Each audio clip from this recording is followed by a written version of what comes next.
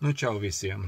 Gribu parādīt vienu ļoti noderīgu Victron Energy aparatūras ekstru kemperī. Tā ir iespēja regulēt to jaudas daļu, kuru mēs ņemam pa 220 voltiem no ārpuses, vai no mājas, vai... Tas ir ļoti noderīgi, jo mums ir bijis gadījums, kad Sardīnijā mēs kempingā pieslēdzamies pie elektrības kastes, tur bija tas automāts slēdzis uz 3 ampēriem. 3 ampēri reiz 220 volti, apmēram 600-700 vatu.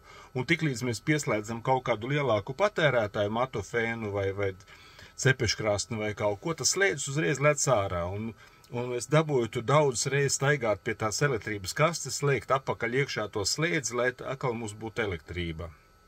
Un klasiskai variantā ir tā, ka tām akumulātoru lādētājiem, kas ir, tām tā jauda nav regulējama, un iekšējie patērētāji 220 voltiem parasti kemperim uzreiz pieslēdzās pie ārējā 220 volti, un tiklīdz ieslēdz kādu matufēnu vai vēl kaut ko, tad notiek tas, kas notiek.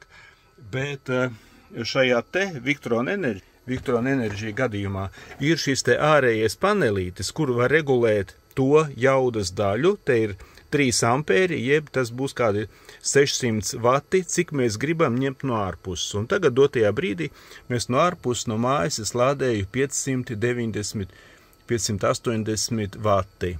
Nu, interesi pēc pagriezīšu mazāk. Piemēram, nogriezu uz 2 ampēri, un tā ienākošā jaudas daļa uzreiz samazinās. Tā tad sanāk tā, ka ja patērētājs kemperī ir jaudīgāki nekā uzliktais limits, tādā gadījumā tas invertors vienkārši paņem iztrūkstošo daļu no akumulātora. Savukārt, tiklīdz patērētāji samazinās, tiek izslēgti kemperī, tā uzreiz tiek lādēti akumulātori. Nu tad ļoti smuka, ka notiek tā regulēšana. Nu, pagriezīšu atpakaļ. Tātad, nu, kādiem 3